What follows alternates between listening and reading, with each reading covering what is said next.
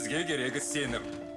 Сенімнен кеткен ақын, сең соққан балықтай қайтып орнына келе алмайды. Сондықтан жауапкершілік керек. Ең байтақ еліміз, бізге жүктеп отырған ұлы міндет осы. Бұл не деген сұмдық бұл?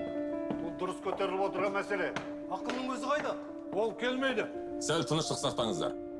Айтайын дегенім мырзалар.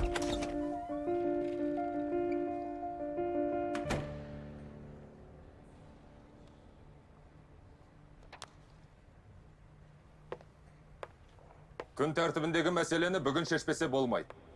Еркелегісі келгендердің еркелігін көтеріп, әрбіреуіне емірене берсек не болғанымыз?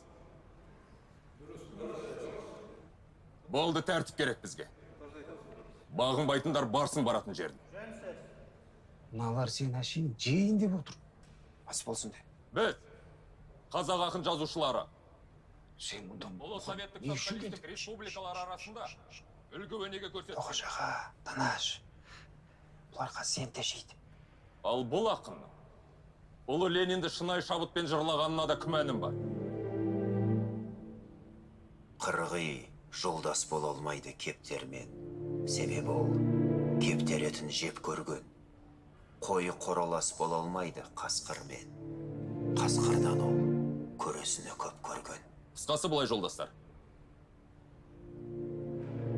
Ақын Мұқағали Мақатаевты жазушылар одағынан шығару мәселесі күн тәртібінде.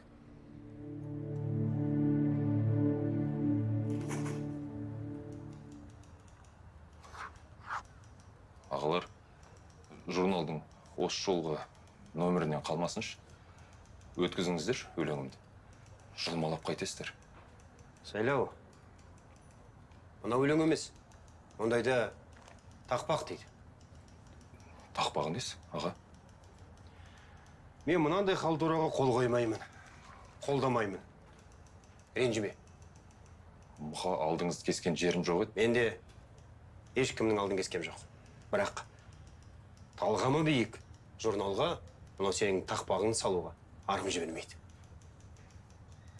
Айтыңыздаршы, мен не істеп қойдым? Өтіп тұрған өлең еді ғой. Сайлау. Мен айтарымды айттым.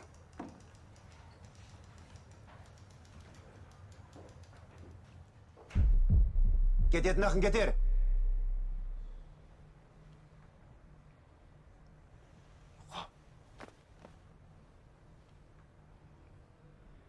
Қыраннан қалған қызыл ет.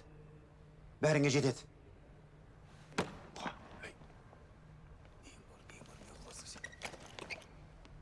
Жеңдер! Бұның одақтан шығуының өзі бір мүшәйді.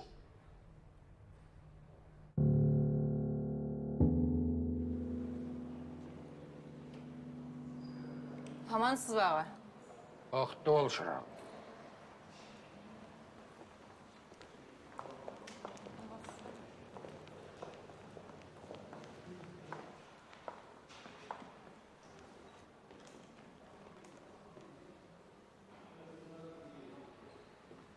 Бөке!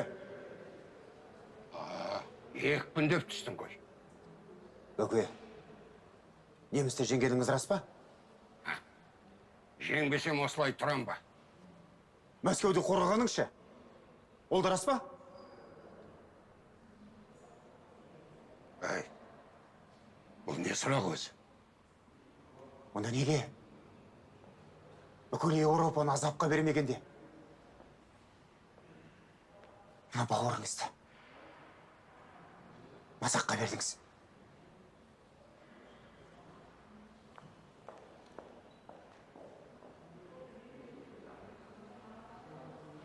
Не айтып кетті? Түсінбедім. Ер соңынан.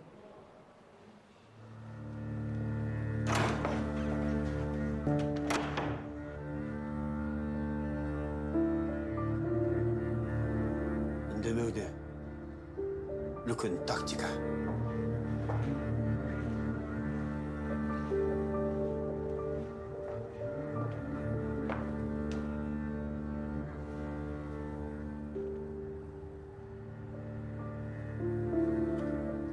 Дұрыс. Дұрыс. Мұқағали кеткеннен кейін келіңдер.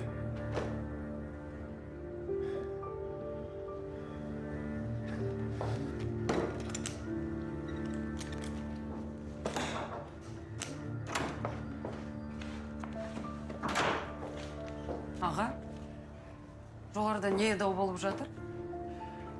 Ағамның адам атар оғы жоқ. Фариза, Жоқ, сізді жазушылар одағынан шығарайын деп жатыр дегенді қалай түсінуге болады? ауылдан ақын болам деп келіп, хатым болып кете жазадым. Кешір. Фариза ер мінезді ғой. Мен сіз түсінем. Айта беріңіз аға.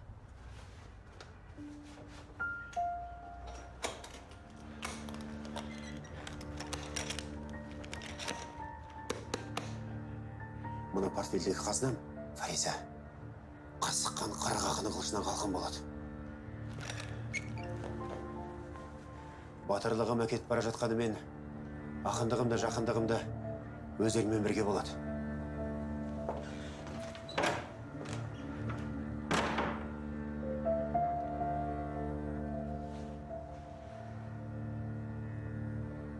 Батыр аға, менің бар кінәм қостағаным ғана.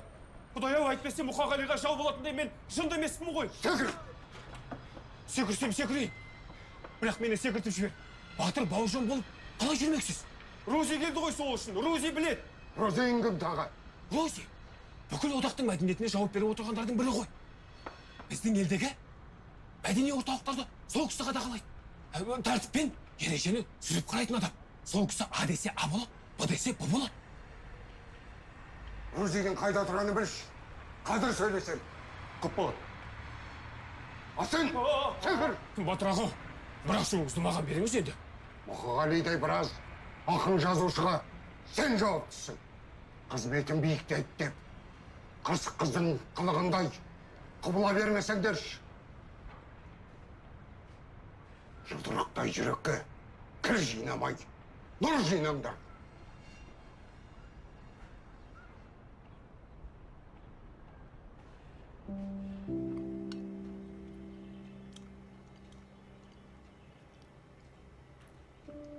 Ойнамай тамағыңды іш. Сабаққа кешесің. Ал, ас болсын.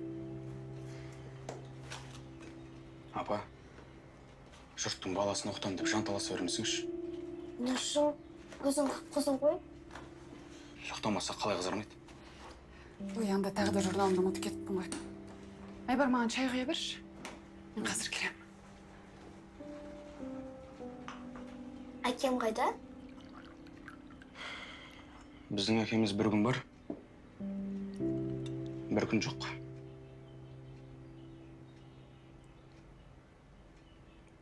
Өскенде ақын болам деп жүрме.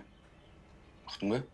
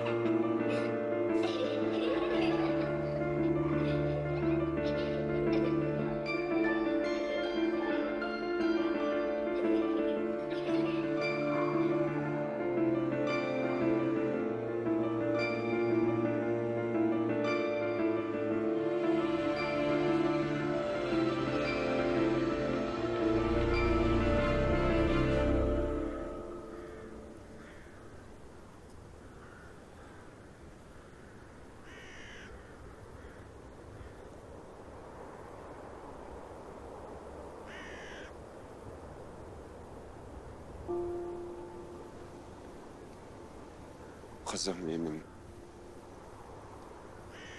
гүлім менің, аяулым, жатыр мұлаң, жотасындай қоянның.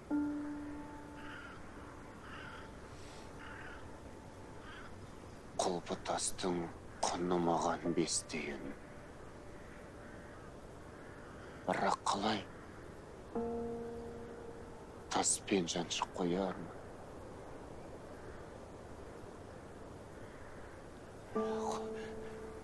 Қойма, ботам. Керек не? Көк тастым.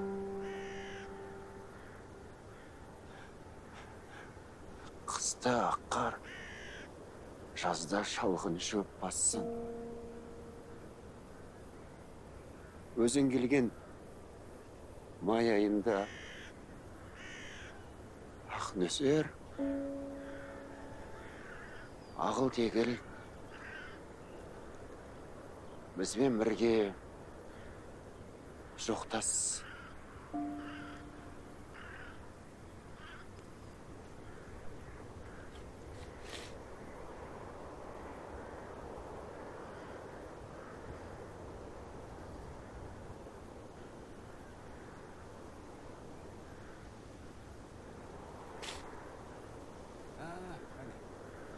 Ey Muqa! Muqaş!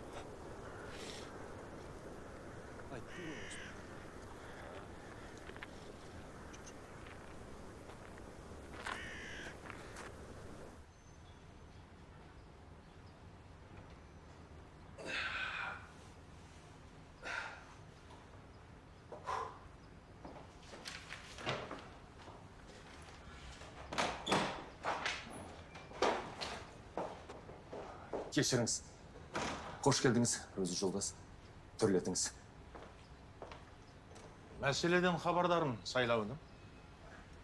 Жайлап ағаң маған түсіндіріп айтты. Душанбеге бара жатып, осы мәселені де шешіп кетейін деп келіп едім. Рахмет сізге, өзі жолдас. Мойын бұрып, сонау Мәскеуден келіп, біз сияқты пақырлардың шаруасына араласқаныңызды құрметтеп білемін. Мұқағали Мақатаев. Бұл ақынның шығармашылығымен мен таныс емеспін. Өзімен кездессем. Кездесіп қайтесіз. Ол бір жүрген бас бұзар ғой. Ертең сіздің абыройыңыз төгіп жатса, біз қалай шыдап тұрамыз? Оның үстіне міне, дәлел деген жетеді.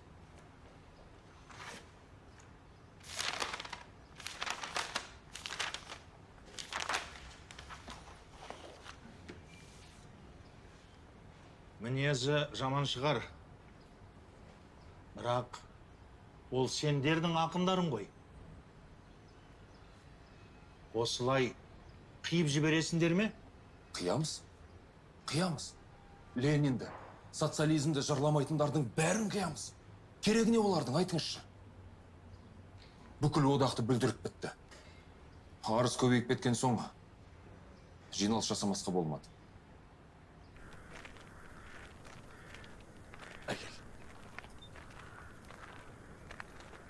Ай, Мұқа, жүр енді біздің үйге барайық. Жоқ, бармайым. Жұмысым көп. Болды, езде берме. Кеңсайға жиі келетін болыпсың. Лашын алаңдайды, балаларын алаңдайды. Мен үйренісе берейін деп жүрмін. Кейін бәріміз осында көшіп келеміз. Оған дау жоқ қой, Мұқа. Бірақ осы қара жерге сен асықпашы. Өзің айтпақшы, жұмыс жетеді. Менде бір керемет идея бар. Мұқа, қазы-қартаңды алдыңа қойып тұрып бір баяндай. Үйге жүрсен.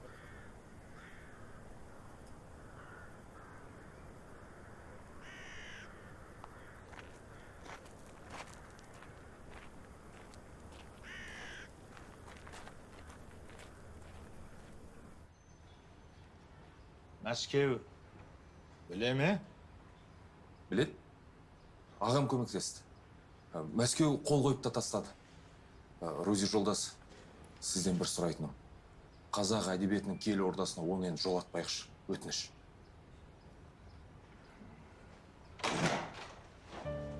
О, Баукең. Бауке, ассаламағалейкум, Бауке. Сіз оқшаш hürmetlik akımızne bir kösem dep arman kandım. Bana ködüm. Bauke, görletiniz şay aldırayın Bauke. Жоқ. Мен соғыстан бері ешкіммен шүйіркелесіп шай ішпеймін. Мұқағалиді неге қуып жатырсыңдар? Жауап беріңдер.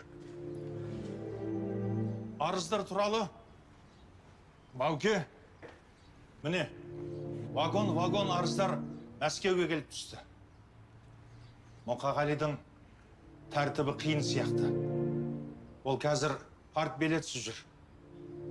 Ол жас ақын жазушыларды ішімдікке үйретеді екен.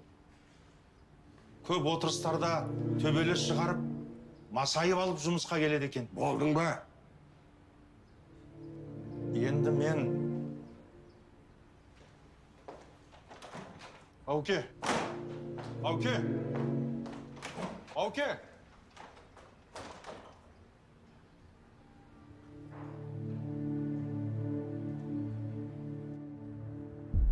Мұқа! Топырлаған ақынның тобығында қалатын мен емес. Әдем өлеңім дәлдилегеннің орнына. Әлде қандай боп тұрсыз? Менің көкем жайлау, Мәскеуде отыр. Ол бүкіл одақ жазушыларының мәселесін шешеді. Ал Рузи мырза, оның жақын досы. Кейін өкініп жүрмеңіз. Көкең жайлау, өзің сайлау болсаң да айтайын. Поэзия. Ол тұнық көл. Ал тұнық көлге батпақ етікпен түссең, айналаңың бұлғайсың. Мен саған айтарым, сен одан да дайындал, шыңдал, өлеңдеріңді қайта қара, жаза түс. Ақылым осы. Өкінесіз әлі.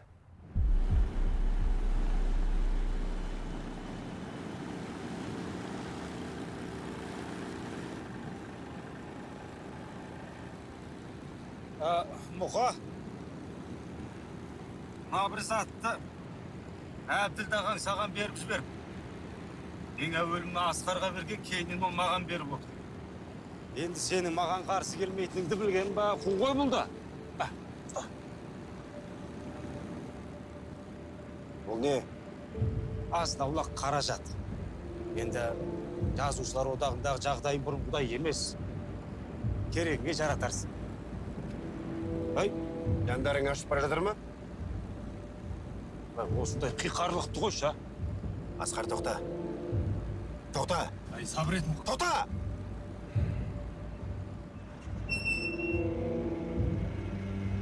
Қайда кеттім?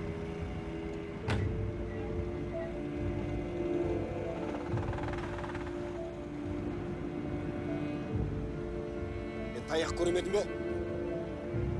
Айтыңдар. Қай ақынның маңдайынан мұз қадалғанда мен бұғып қалдым. Қай ақынның табанда тікен батқанда мен арқама салмадым. Ал сендер ақыл айтасыңдар, ал айтыңдар. Ей, Мұқа, отыршы көлікке. Топталып алғандар тоқпақтап жатқанда тоқаш деген демек. Асқарым қайда болды? Ал сендер мұнаны маған бересіңдер. Ақынның жаны маған жұбана ма?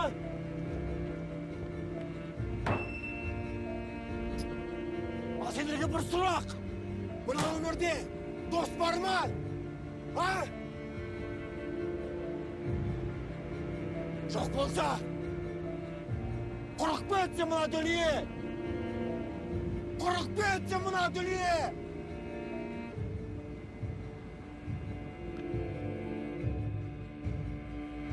Көңілім қайтты. Достан да, дұшпаннан да. Алдамаған кім қалды тірі жанды. Алыс жақын қазақтың бәрін көрдім. Жалғыз жарым болмаса, анда-санда. Пайды үшін біреу жолдас бүгін таңда. Ол тұрмас бастан жыға қисайғанда. Мына менің қай жерім маяулы деп бірге тұрып қалады. Кім майданда? Апай, мен болдым. Апай. Қайрат Кілен, жарайсың саған бес отырағын.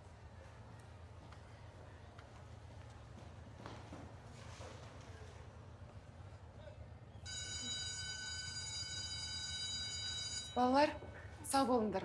Келесі жол жалғастырамыз осы сабақ. Дайындалып келіңдер, жарай ма?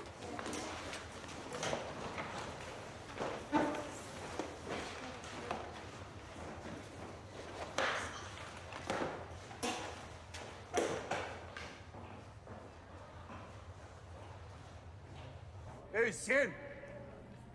Сен немелеген Мұқағалиды әлде қандай қылып отырсың, а? Жоқ, әлде Мұқағалисыз жазушылар одағы құлап қалады деп тұрсың ба? Құлайды деген жоқпын. Келешек сұрайды дедім. Ал мен Мұқағалиды қазақтың ұлы ақындарының қатарына қосам. Ой, шіркін ай, тигі.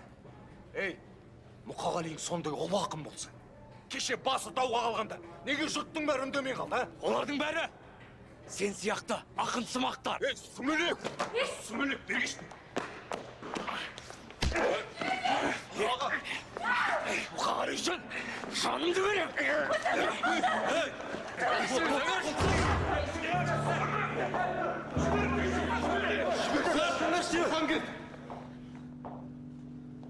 Ақынның ақынға жұдырық сілтеуі кешірімсіз екенін түсінгенде кеш болып кетпесін бауырларым. Ұлықбек, сен не жоғалттың бұл жерден? Әйтеуір, өлең іздесек осында келетін болдық ағатай. Өрлігіңе сыйым бар. Терімсінген орамал. Тоқтамайтын тұлпар бол.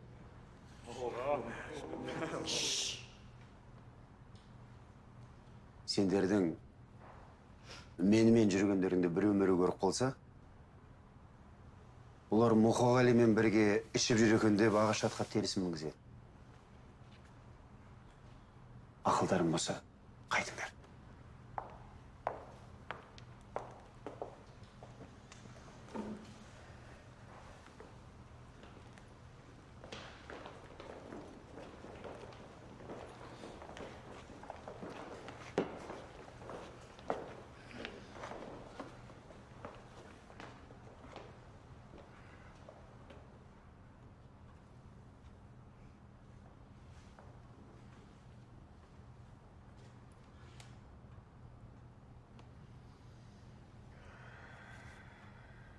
Онда от алайық. Ана ақын бар еді ғой. Аты кім еді? Қайсы? Анау ше. Құс болып ұшып жоғалсам не етер едің деп жазады. Мұқағали ма? Мақатаев. Иә, Не бопты? сол өзгеріс жүргіш көрінеді. Балалар журналында істейтін ақын келіншекпен арасында бірдеңе бар дейді. Алда байғұсай. Әйеліне обалақ. Оның орнында болсам, ондай ақынды артынан бір теуіп үйден қуып шығатын едім. Масқара. Мынандай бейбіт заманда басқа келіншектің артынан жүгіру деген сұмдық қой. Ұят емес пе? Ал енді мен ақыл айтам. Ақыл айтам, таңданба. Қорлық үшін келген жоқсың мұн өмірге. Жалғанға. Мұн өмірде жүрегіңде. Бойыңды ыстыққан барда. Болмасты да. Болмасты да. Болады деп арманда.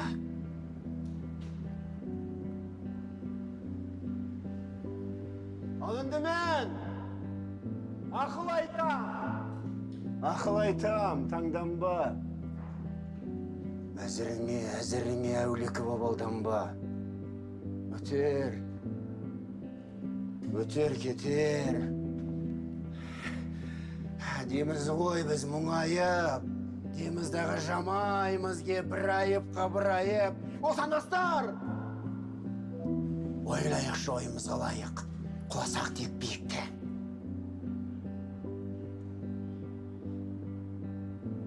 Құсыға барып. Құлайық. Басып жанған қолым темес. Артымызда шоқ қалсын. Болашақтың ошағында біз тұтқан от жансын. Ей, болашақ! Ошағында от жансын. Мүмкін бізді ұмытарсың. Кім біледі?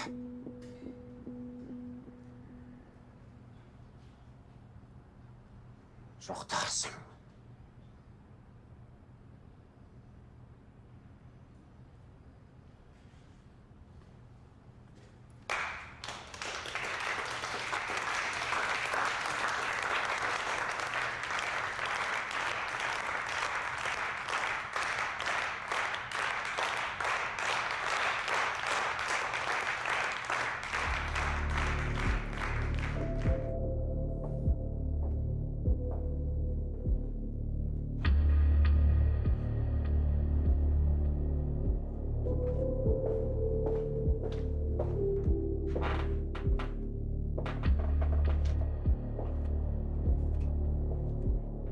не деуге болады?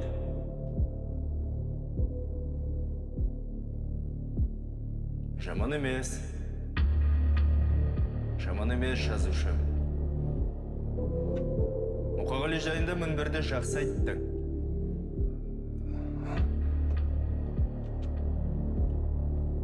Азаматтық парызым ғой. Дұрыс. Біздің отан адал қызметкерлерін ешқашан ұмытпайды.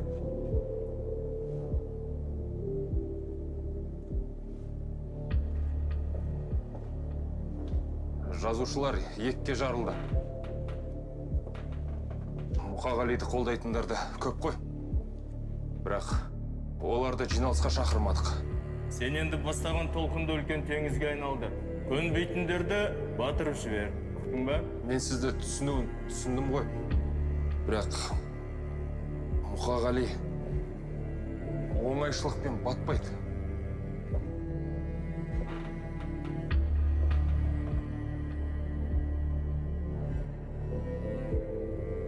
Күші құсап болғанда ма? Сенде мемлекеттің күші бар. Бар. Боссың.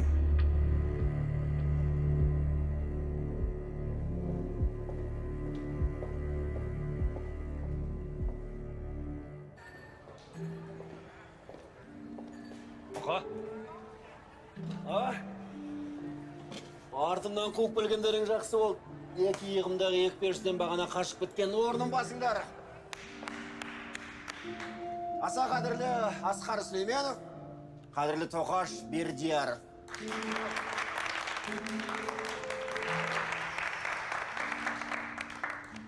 Ал қысталақтар, нағыз сыншылардың алдында өлең оқыңдар.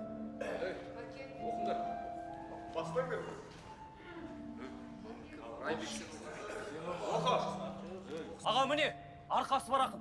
Ұрсан оқ. Асқар, әдебиет жасқаншақ болып барады. Жоқ, Мұқа. Алдыңғы толқын алыптығын көрсетсе, кейінгілер жүрексіне демес. Оқы. Бір биіктен аттадым бір адым деп, қуансам да тағдырға сұрағым көп. Кейде мен де арманға қолым жетпей, жылағым кеп кетеді, жылағым кеп. Бауырым.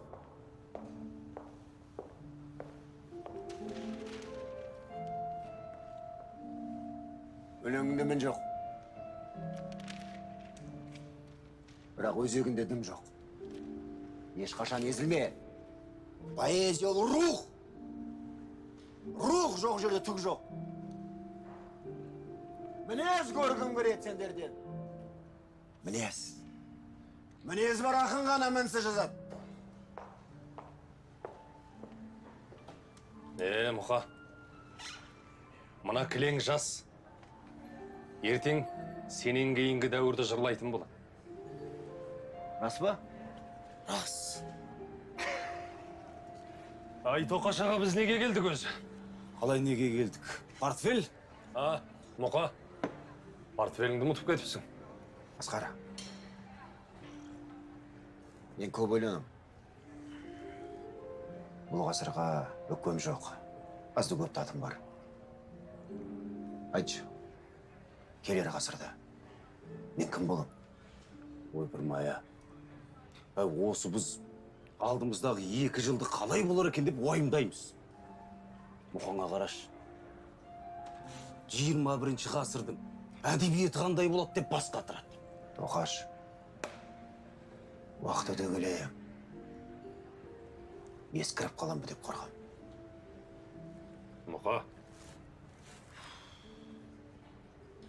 Сенің өлеңдеріңнің үзіндісін мына жастар цитата қылып айтып жүр.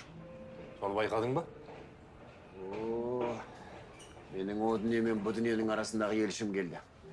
Асқар, орын бер. Отырыңыз.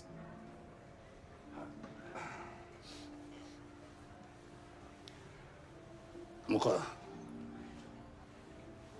мен сізді әдейі іздеп келдім.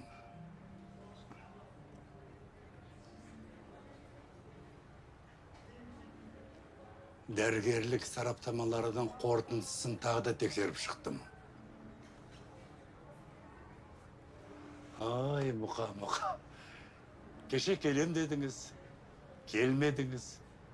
Мен сізді күттім. Дәрігер.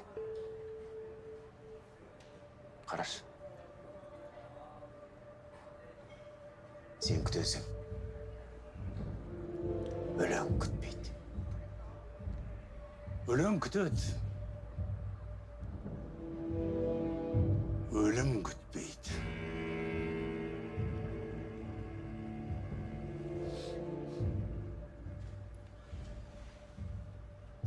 Айтып өлтір. Бауыр циррозы өте ауыр дерт.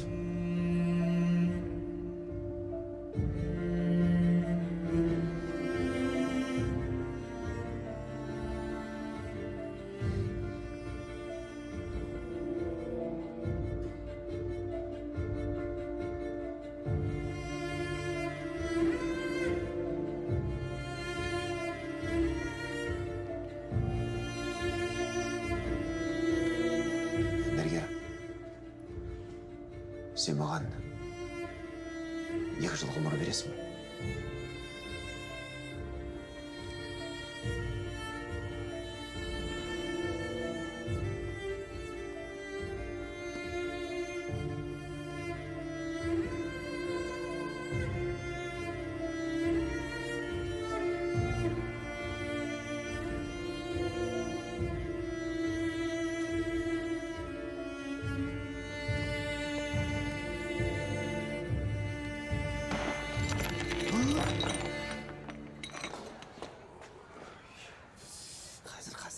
Әкел, әкел орамал. Қане, қысып ұста.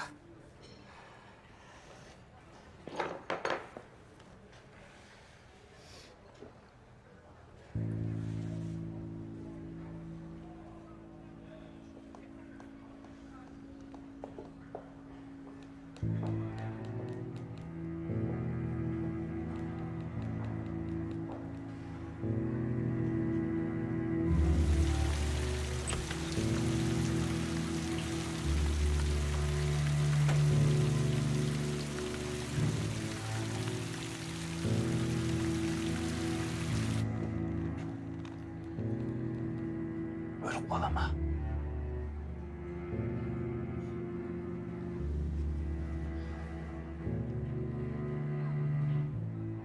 Өзін өзі күтпесе, көпке бармайды.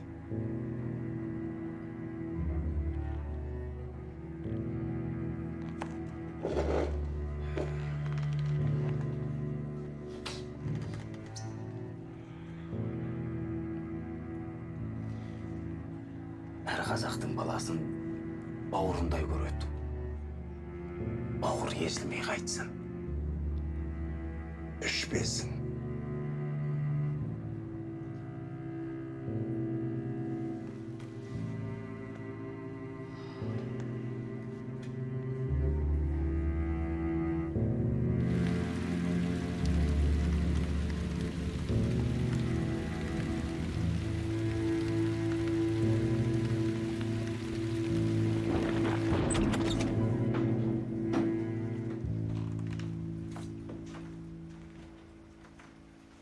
Менің кішкентай поэзиям қайда лашты? Ұйықтап қалды.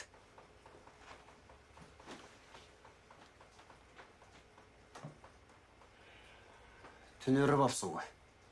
Әбділдаға қоңырау шалды. Сені жазушылар одағынан шығарып жатырмын. Одақсыз қалай өмір сүресің? Менің кішкентай поэзиям!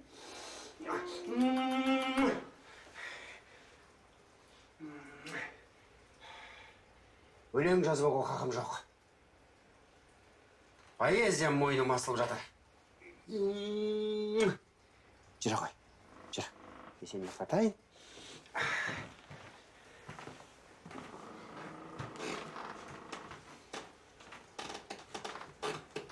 Айбар, сен қайда кеттің? Келем. Кешікпейін. Айбар.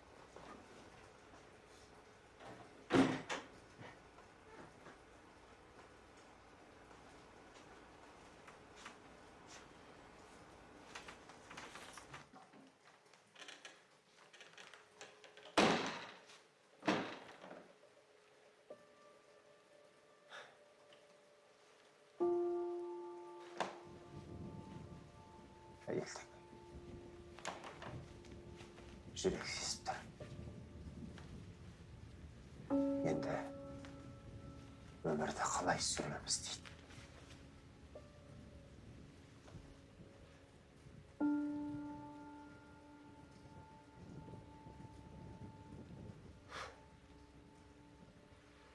Сүреміз.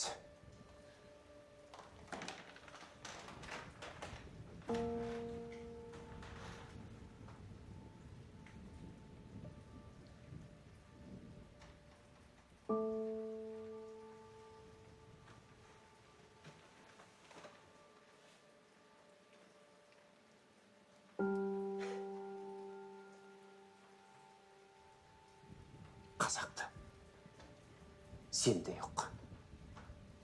Адам бар ма? Ешбір.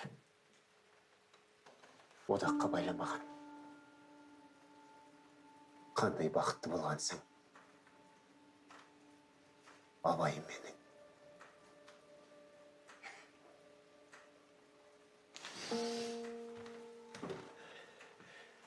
Мен адамның көңілі кірлемесін деп өлең жаздым.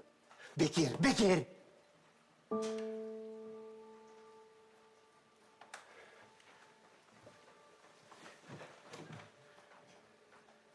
Батыл бола бастаймын.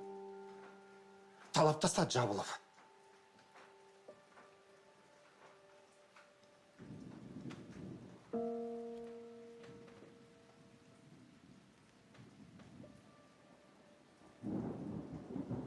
Сен маған бұлай қарама. Данышпаным. Мен қолдың адам емеспін. Ардың адамым.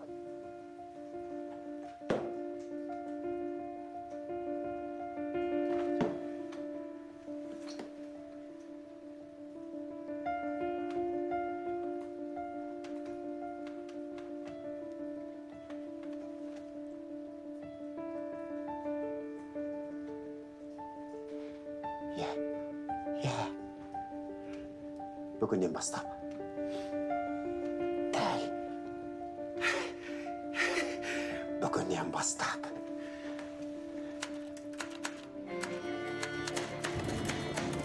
Өз жүрегімнен өзім ештеңе орламай жазам. Бұл жүрек шаршады. Шаршады.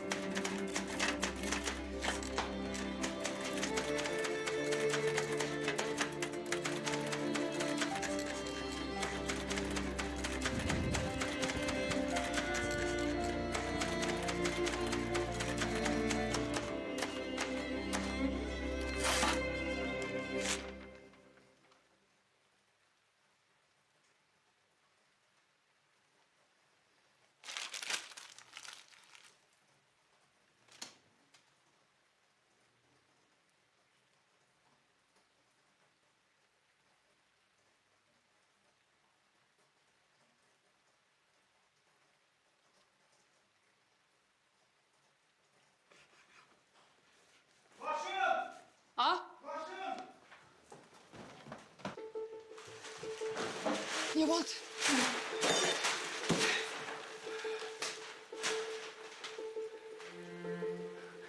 Менің портфелім жоғалды.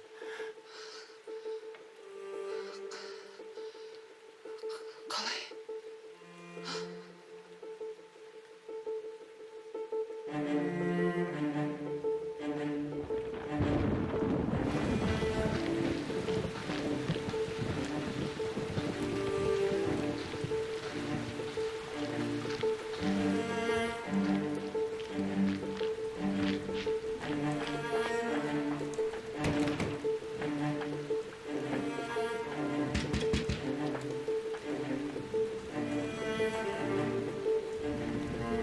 Снежный жолдас Үндістанға барады.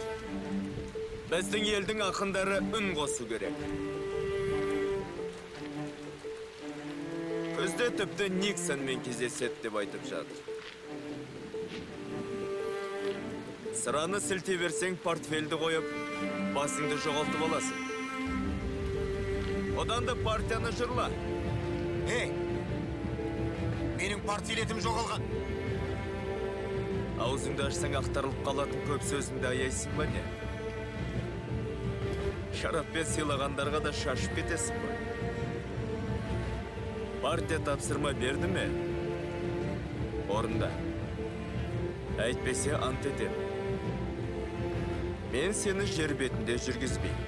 Жазбаймын Ленинді. Жазасың. Жазбаймын.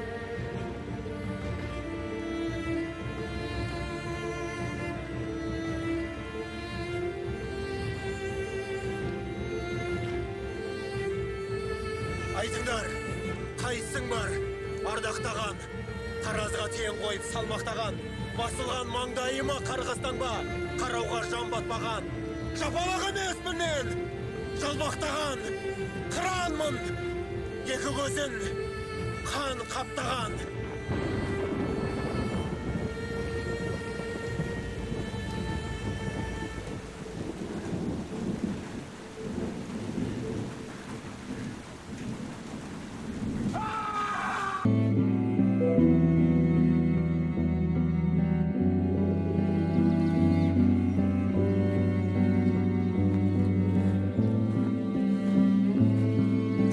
Пай-пай, киелен еткен жер, батырлар дүрілдеп өткен жер, тұлпарлар дүбірлеп төккен тер. Ғашықтар бір-бірін өпкен жер, сарылып сал сере кеткен жер. Бас сейіп искеп топырағын, тағзым жасамай өтпеңдер.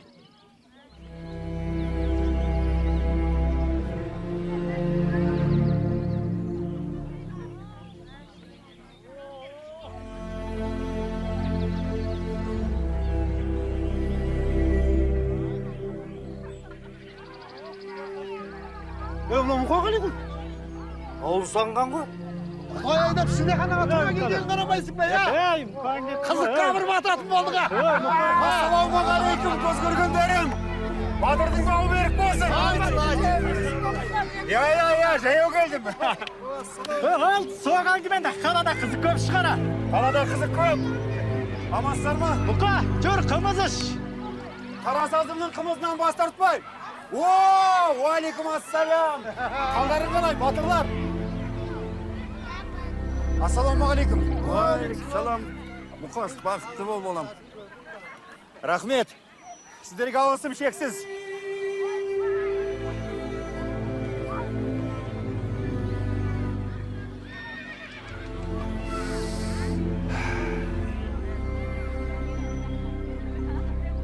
Мынауың тауға қарап тұрып алады, әдетін қоймапты ғой. Осын көзіне бірдеңе көрінеді ау дейм, ә? Яқын болмаған, қандай жақсы болған, ә? Әйтпесе мынау ұқсап, адамға емес, айдалаға қарап, жыдан күден шығар мен. Еркіней! Мынаның табанына тікен кірмей ме? Жай бірақа, жайлып жүр ғой мынау. Жо, сен де ақынсың ғой, бірақ енді екеуіңді салыстырсам. Аузыңдаш. Аузыңдаш. Дем? Аузыңды біраз демалта тұр. Өз таулардың баурайына келіп толғап тұрған поэзияда нелерің бар, Тұрсын? Тұра берсін маған бәрібір.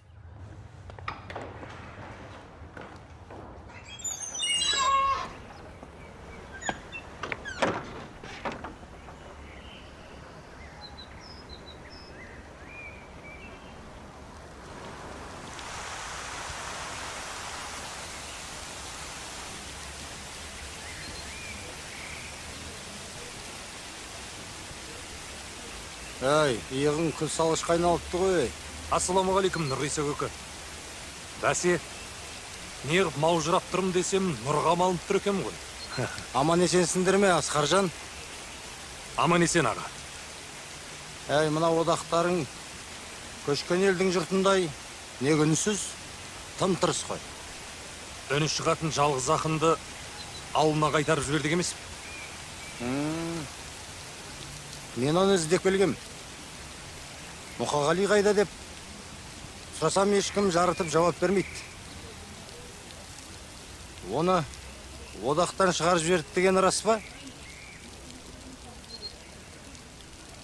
Соңғы кездері ауылын сағынып жүрген еді. Барып күш жинап қайтсын.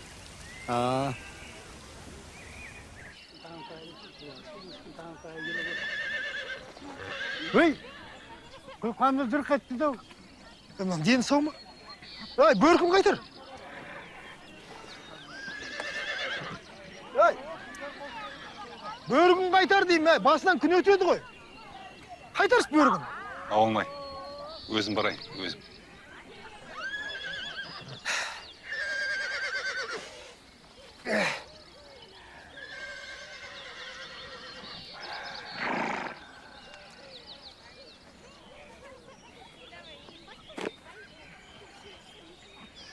Не болды? Ақсақалдың есінен түк қалдырмадың ба?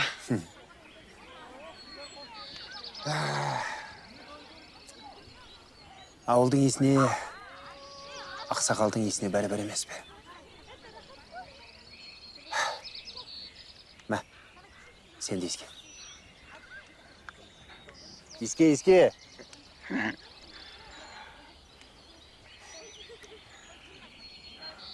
Сен келмей ме деп ойлап.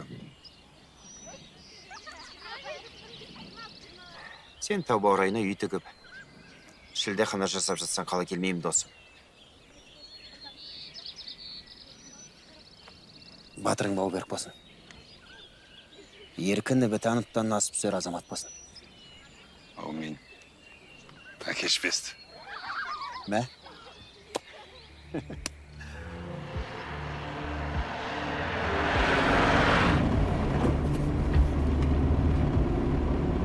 Мынау сенің туған жерің емес пе? Иә, менің туған жерім Жолдас Асылбек. Сұрасам рұқсат па?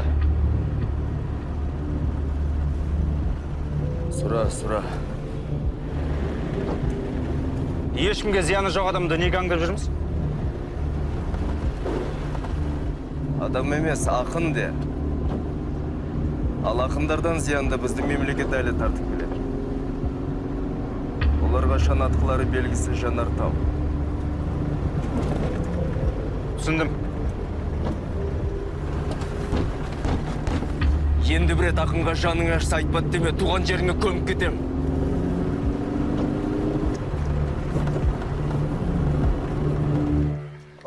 На, кербесінен жаман жылқы түсе ма?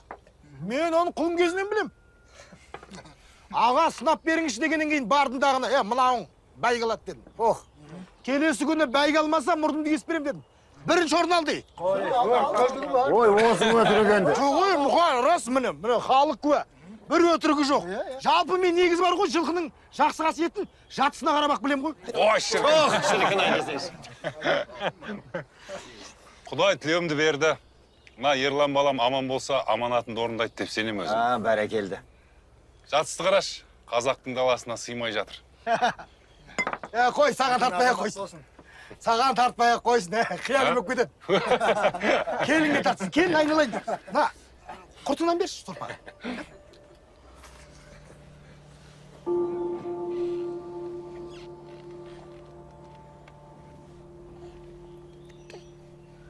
Қазақтың артқандары қалай білетін азаматы бол.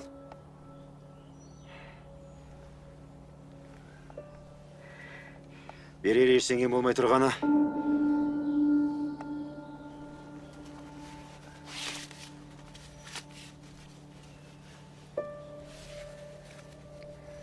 Ақын ағасынан аздаған сый осы болсын.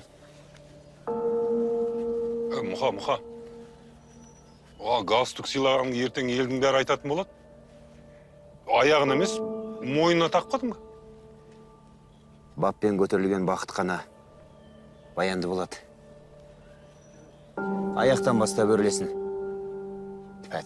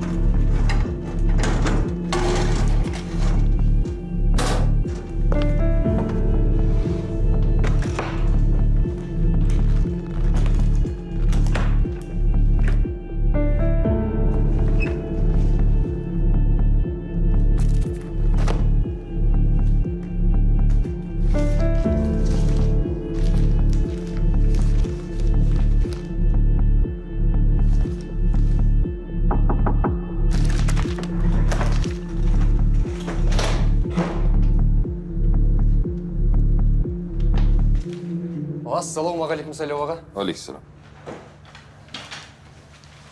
Кешегі шопандар жайлы жаз деген мақала дайын. Әкел. Bir тексеріп жібересіз бе?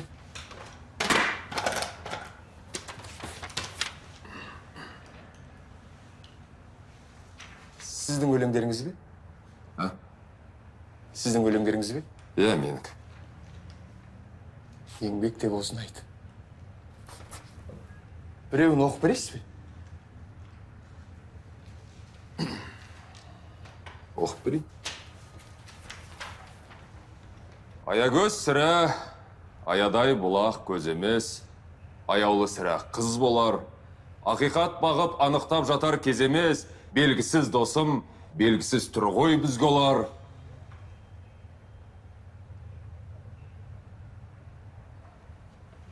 Аягөз деген аядай бұлақ деседі. Жұрттарда қалған жұмбақты кімдер шешеді? Аягөз болып, ғасырлар алға көшеді. Аягөз, арулар елі кешегі. Ағам. А? Мынауыңыз керемет өлең ғой. Иә. Денемді дір еткізіп жіберді аға. Ақын болған соң өлеңді осылай жазу керек. Тірі жүргенде үйреніңдер. Аға, сізге шығармашылық кеш өткізу керек. Өткіземіз, несі бар? Міне, мына жерде өлең деген жетіп артылады. Тек жарыққа шығарып алайын. Арасынан іріктеу керек. Жарайды, сен бар, мен тексергеннен кейін шақырам. Жақсы. Қалай еді, Аягөз деген?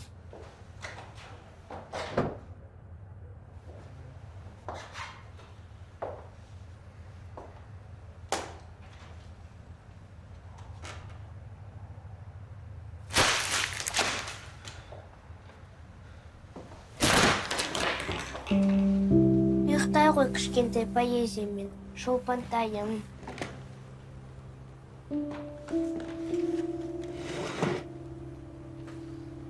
Ол шолпан болса сен кімсің? Мен әкеммін. Әкемді сағынып кеттім.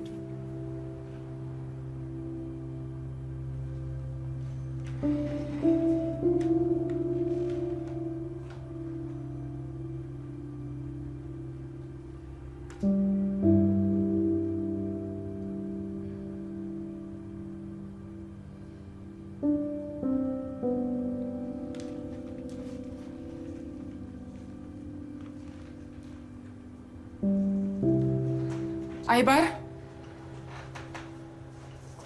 Айбар? Ау, мам. Айбар, дүңгіршектен газеттер алып кеш, әкең өлеңдері шықты ма екен қарайық. Оны жұмыстан шығарып жіберді ғой. Қайдағы өлең? Балам, сенің әкең далада қалатын адам емес. Көресің әлі өздері-ақ шақыратын болады. Ат шапанын жауып әлі той жасайтын болады. Бар, алып кел. Жарайды.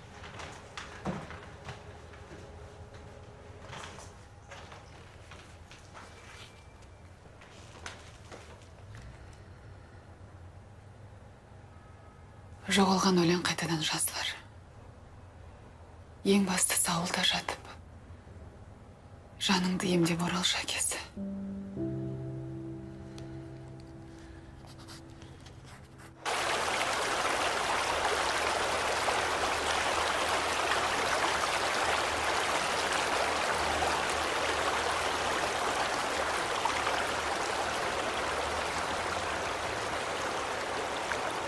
Жолдас Асылбек. Иә. Қайда жүр екен? Ана жақта той болып жатыр екен. Ауыл адамдарының арасында жүр.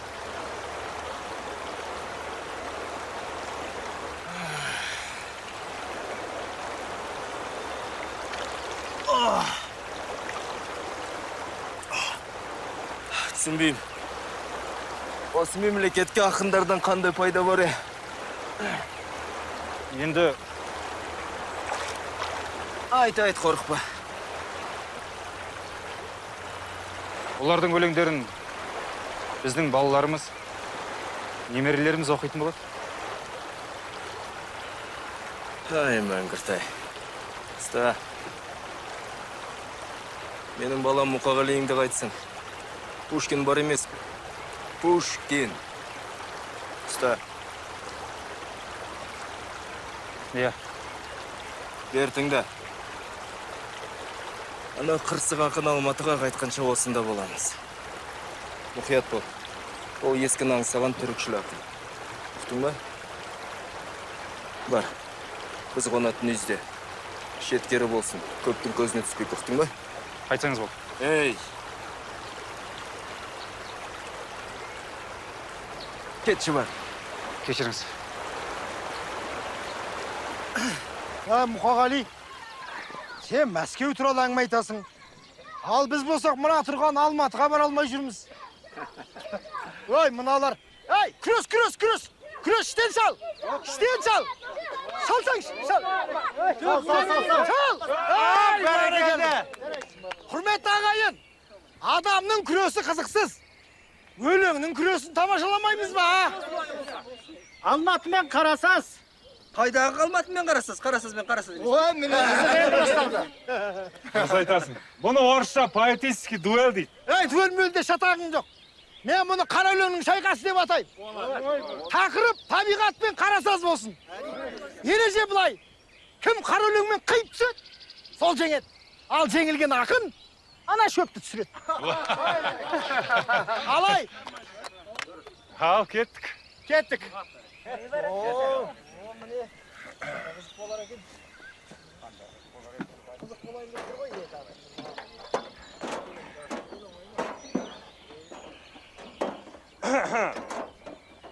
Ал, баста Мұқа.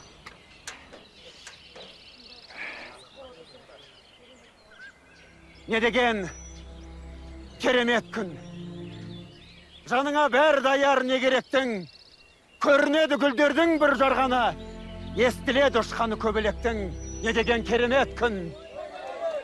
Не деген керемет күн. Кейпін елітесің төңіректің. Қаласаң мынау жатқан сәби дүние. Келеді өміріңді бере кеткен. Ал еркін, не демексің? Оралып күн сапарынан кешегі кең төскейге мол сәулесін төседі. Тау басында үлбіреген ақша бұлт бір шоқыдан бір шоқыға көшеді. Тау дейтін алып жүрек. Ана туған. Мен таулықпын. Таудан мен жаратылғам. Киіктің сүтін емі бер жеткенмін. Қуат алып қыранның қанатынан. Мен таулықпын. Таудан мен жаратылғам. Жырлашы, қарасазды. Жаратылғам. Қанат бітіп, қаз болып ұшқаныңда, алыста, қиыр шетте, тысқарыда. Қарасаз деп аталған бір мекен бар, ілінбеген картаның пұшпағына. Таныс өлке, таныс аймақ, таныс маң. Анау жерде құрбылармен алысқам, анау жерде құрбыжанмен табысқам. Алба жолбақ шабылттар жарысқан, таулар анау, ұйықтап кеткен данышпан. Жолдар анау, шұбатылып шаң ұшқан, таныс өлке, таныс аймақ, таныс маң. Шабындықтар, егістіктер, тоғайлар. Төбелердің төбесінде көгайдар. Ақ сағыммен араласып аулаққа, сағым болып бара жатыр көп ойлар. Бір тынбайды шегірткенің шырылы, жел қозғаған ақшилердің сыбдыры, бәрі таныс. Кісінеген құлыны, ән аузында шаңқылдаған суыры. Айналайын, айналайын атамекен ақмекен. Туған өлке, тәтті екен ғой, тәтті екен.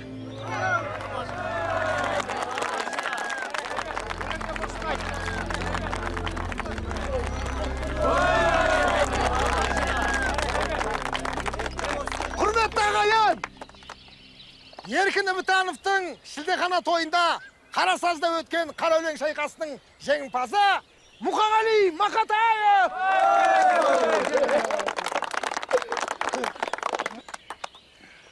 дұрыс.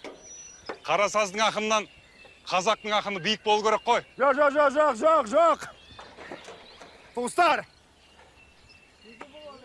Жеңіс! Еркіні бітановтікі. О, Мұқағали, бізде саңырау емеспіз ғой, я. Бізде көріп тұрмыз ғой. Жеңімпаз сенсің, Мұқағали. Еркін, қара шаңырақ. Ал мен қалалықпын. Жеңіс еркіндікі. Ай, бәрекел, жөн. Жарайды онда. Мінекейіңіз.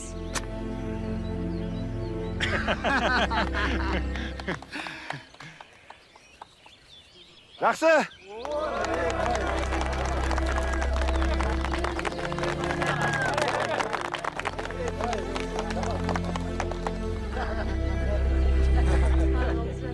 Ағатай, шешінбей-ақ қойшы, Ағатай. Шешінбей-ақ қойшы, денің қыздың денесінде ағарып кетті қалаға барып.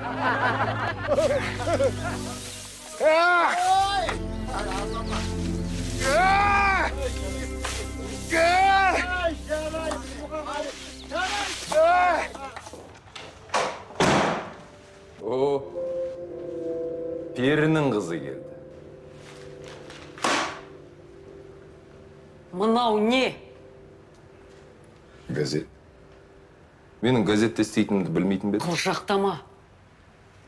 Мында сенің жазғаның деп бір топ өлең басылыпты. Ақын болған соң өлең жазылады. Газетке шығады. Сүйінші сұрап келсең, берейін сүйінші. Өлең сенікі емес қой. Астафыралла. Астыңнан өткен сыздан жала жапқан қыз жаман. Өзімнің өлеңім. Өзегімді жарып шыққан қарлығашым өзімнің.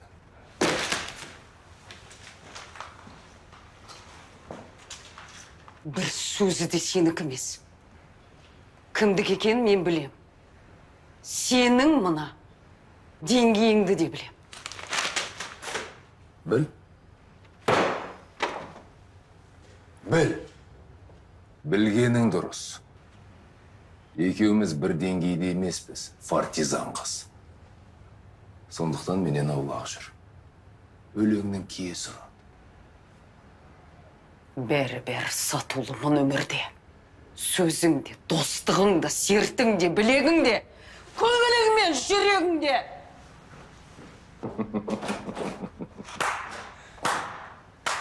Браво!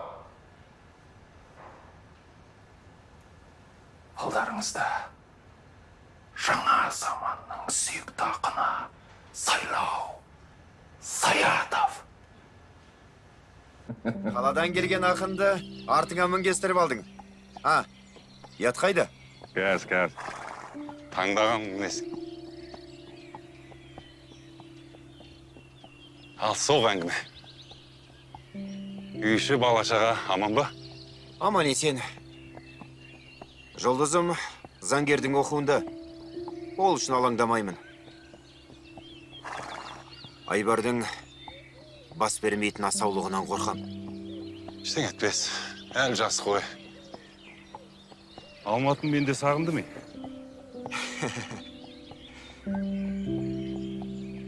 Сен туралы бір жайсыз хабар естідім. Өткенде мені ұстап әкетіп тергеді.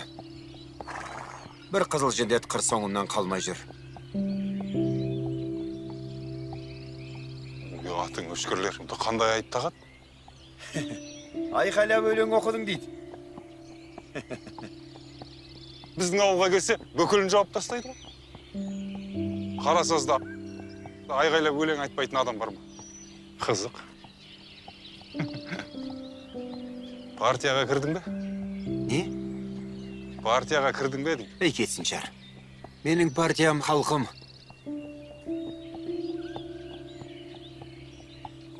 Еркінжан, бірақ сол халықты жерге қаратып келіп отырмын.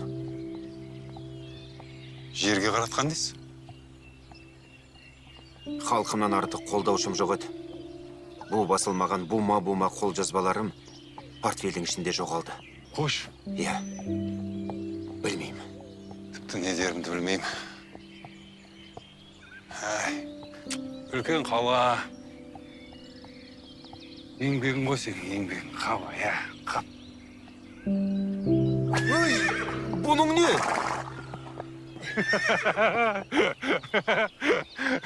Ey sen dәл қазір қазақ поэзиясын бір ауыр қазақ ашадырсадың ғой. Ha? Кешір.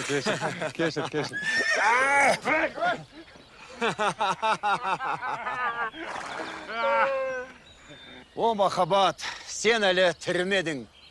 Көзімнен ғайып болған күнім едің, гүлім едің. Елтіген түнім едің. О, махаббат, сен әлі тірім едің. Ал мен сені өлді екен деп күліп едім. Ей, сен менің өлеңімді бұзба. Махаббатты менен артық жырлай алмассың. Иә. Ал ауылды менен артық сен жырлай алмассың. Оның рас. Еркені, саған айтпағанда кімге айтам? Менің Уақытым таяқ қалды. Емдеуші дәрігерімнен естідім. Тым аз қалыпты.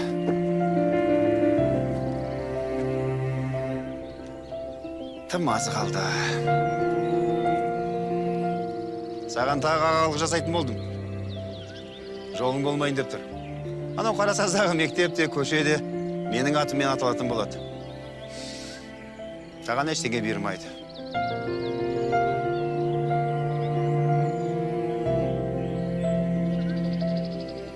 Тағдыр сендей дос бергеніне ризамын, Мұха.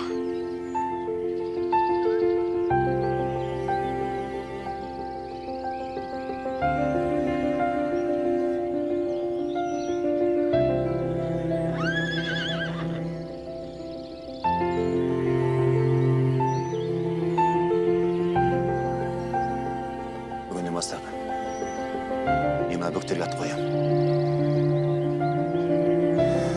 Бұл бөктердің аты Қыжыл аға.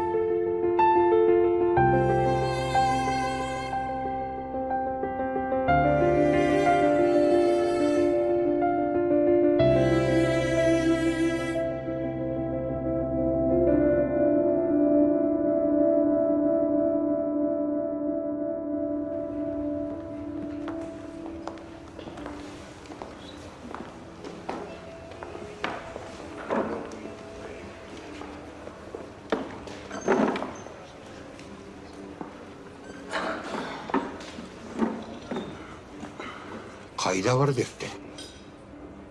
Сарыағаш шипажайында ем алсын депті. Сізді күтіп алатын адам босқа ақша шығындап, әуре болмасын деп сәлем айтып жатыр екен. Мә, мұнаны оқы. Поштадан келіпті. Қане оқып жіберейік. Ақам, мынауыңыз өлең ғой. Онда даусыңды шығарып, мәнерлеп оқы. Жақсы. Аға, саған білмеймін не айтарымды. Қайғырыңнан білмеймін байқарымды. Көңілдегі ой көмейге кептелді де, түрмесінде кеудемнің қайтарылды. Қайтерімді білмеймін не айтарымды.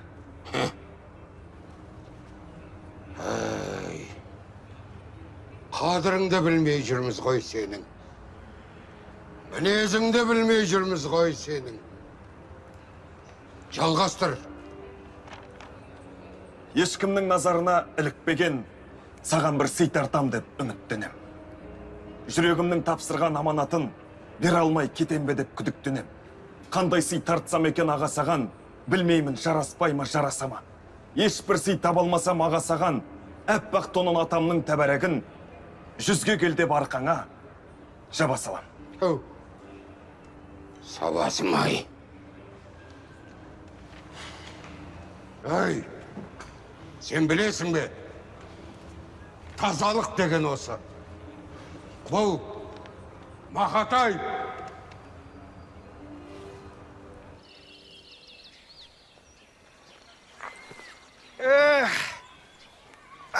Мұқа, не болды?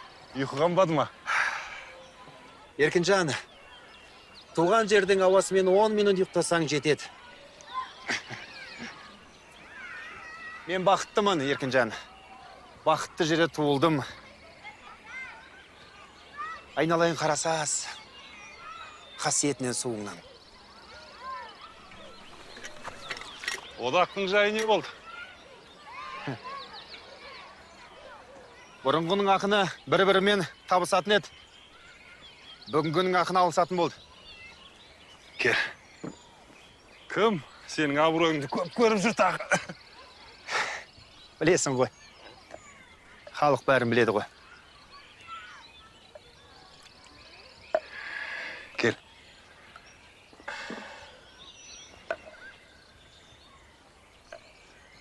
Ол жаққа тағы барасың ба? Бармағанда қайда барам?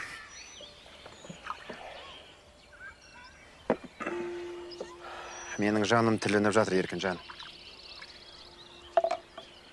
Қайдағы бір жиналыстар жасап, Мақатаевтың тәртібін қарайды да жатады. Қай әкесін өлтірдім білмеймін. Бауырмай. Озып тұрған ақынға озбырлық жасау қашанда қазақтың әдеті емес пе?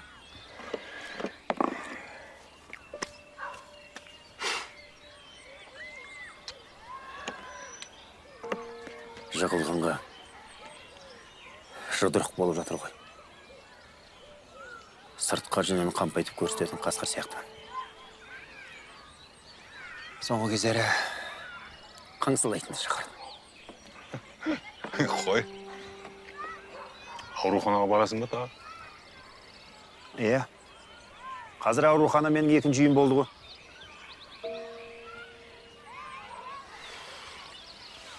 Жүрегім деп жүрсем, 40 тесік болса да мықты екен бұл батыр. Бәленің бәрі бауырдан шықты. Мұқа, сен емделсеңші. Ана жоғарғы жақ ем-домыңа көмек беретін шығар, ұяты болса. Әй, қайдам. Мен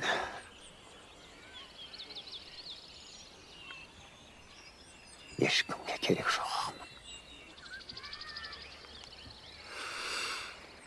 Ешкімге керегім жоқ.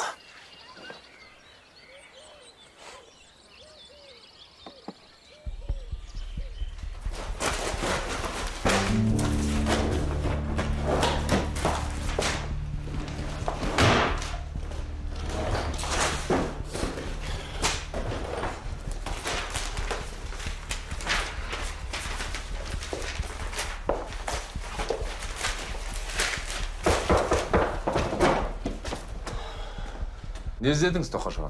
Сайлау. Қайда? Алтын іздесеңіз, ол жерде жоқ. Бірақ ренжімеңіз, мен айтуым керек. Одақтың төрағасы біліп жүрсін. Ұлылардың да ұрлық жасайтын. Мұқағалидың портфелі сенде екенін мен жақсы білем. Қайдар, апарып берейін. Портфельді айтасыз ба? Естігем, өкінішті ақ.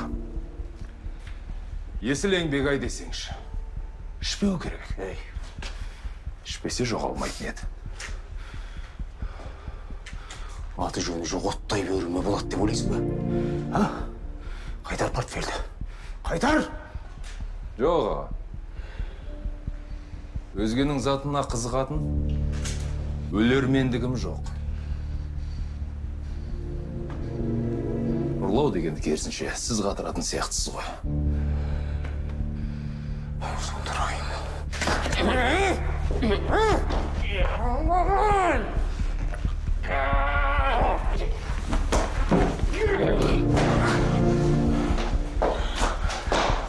соғыс көрген ақын деп сыйлап жүрсең, байқа, сотталып кетіп жүрме.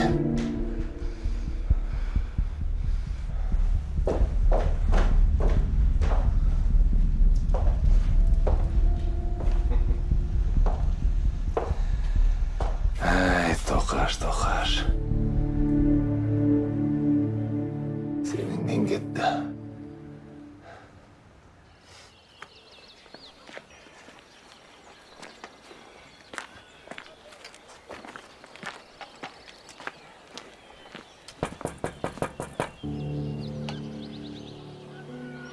Партияның тапсырмасы не болды?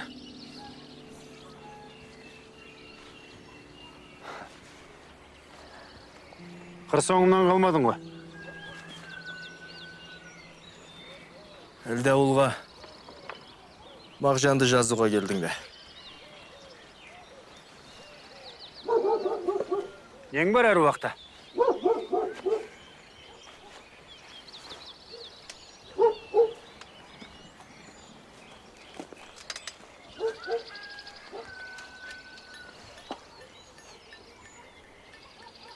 Өлгендерден өш алсаң, өміріңіз арама.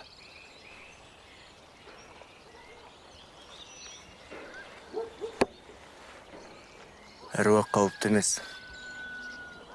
Мына сен қауіптісің.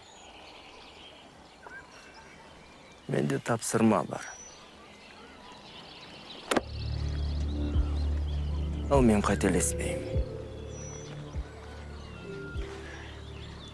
Жазсам. Жазам. Абайды жазам. Мағжанды, Махамбетті жазам. Менің пірім осы. 3 алып.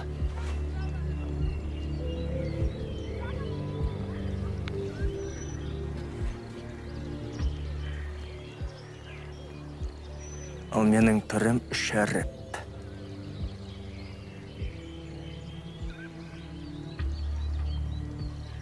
Кәне айта қойшы. Кімнің пірі мықты?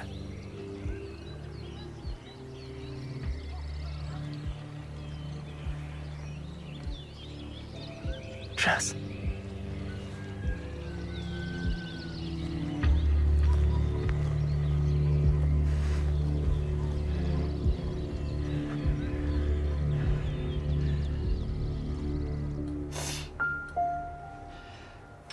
Өртеніп кетеме деп қатты қорықтым.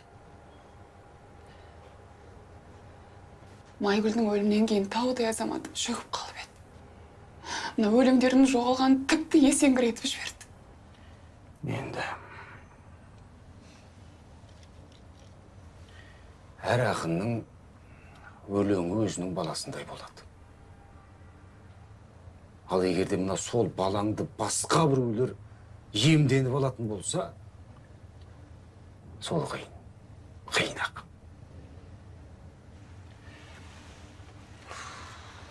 Ыстық шайдан алыңыз, аға. Рахмет, кел. Енді ауыл жарасын жазса жақсы болар еді.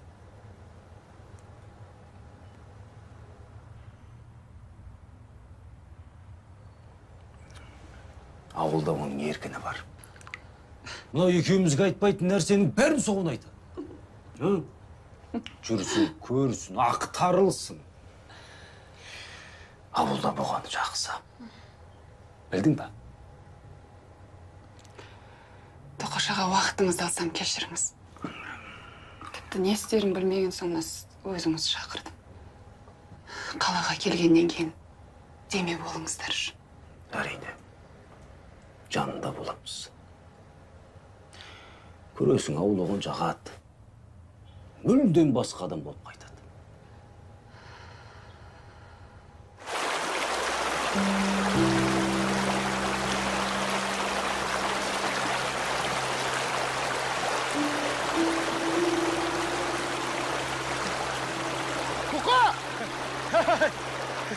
Мұқа! Мынаның көзіне бірдеңе көрінейін деген ба? Мұқа! Балға аулайтын уақыт бар екенсің. Мұқа, сен ан жақта қалаға кетеміз деп бүткіл халық күтіп отыр ғой. Күтсін. Бұдан кейін күтпейді. Әлде ауылда қалайын дедім, ба? Мұқа! Ауылда қалсаңшы, Мұқа!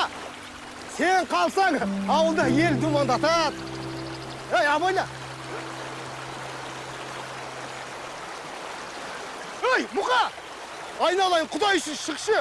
Сен ар жақта автобус күтіп тұр. Мұқа! Енді қалаға дейін өзенмен ағып бармайтын шығарсың енді. Мұқа, шықшы! Мұқа, абайлаш, Мұқа! Ар жақта иірім бар, батасың! Мына, Мұқа!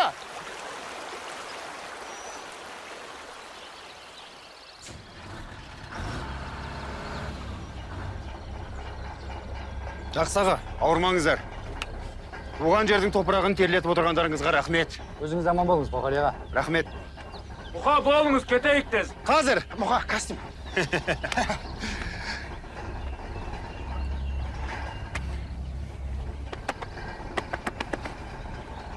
Лашынға сәлем айт. Міндетті түрде. Тоқтамай жаза беріңіз. Жақсы, сау болыңыздар. Келесі жол жеңгемді ала келіңіз аға. Міндетті түрде. Албанның ақыны, сау бол! Ал сен ай, онда тіріліп абай келсе, маңайлап мағжан жүрсе, алдымен құрақ ұшатын сендер емес пе Болды! Естеріңде болсын, мен қазақтың ақынымын. Түсіндім, болды, айтам! Мұқа, айтам! Албанның ақыны десеңдер ауылға келмей қоям.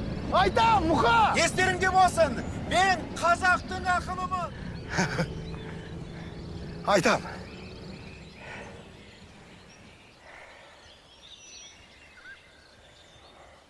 Ақындар ауылда туып, алматты өледі. Ғашықай айдаған айтпас.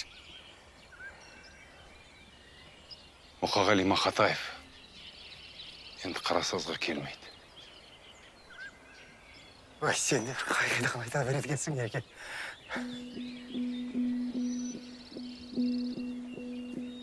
Енді мұнда өз емес. Кітабы ғана келеді. Кітабы ғана.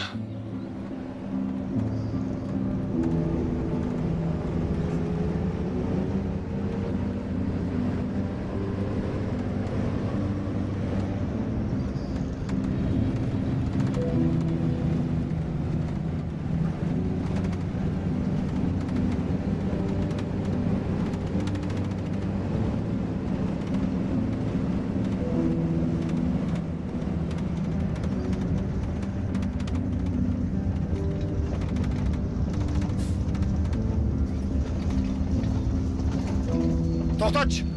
Тоқта!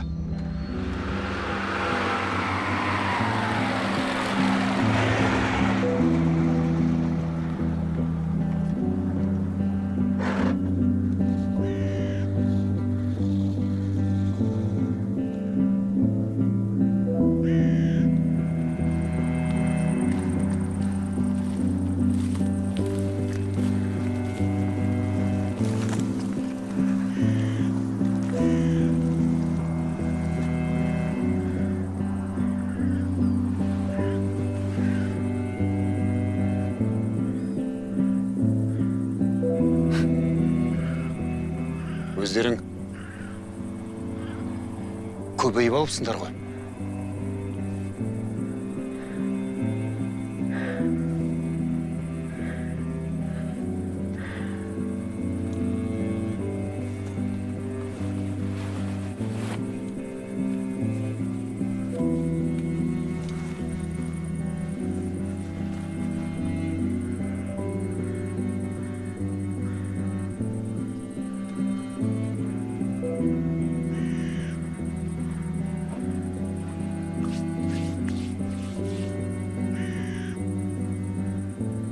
Әкемді көрсеңдер айтыңдар. Ауылды ұмытқам жоқ. Халықтың жайын жырласам, алдымен өздерінің демеулерің болар.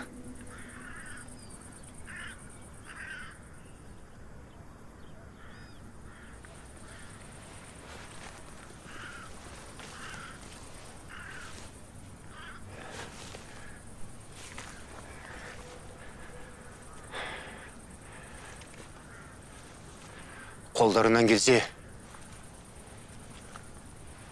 Қорғаңдар.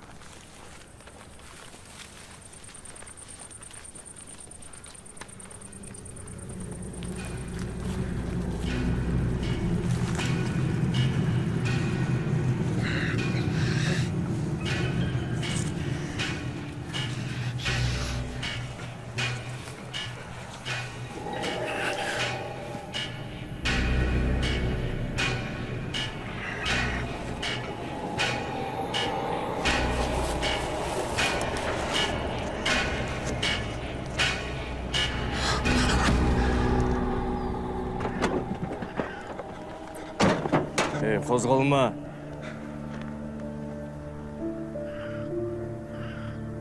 Адам жоқ болса мәселе де жоқ.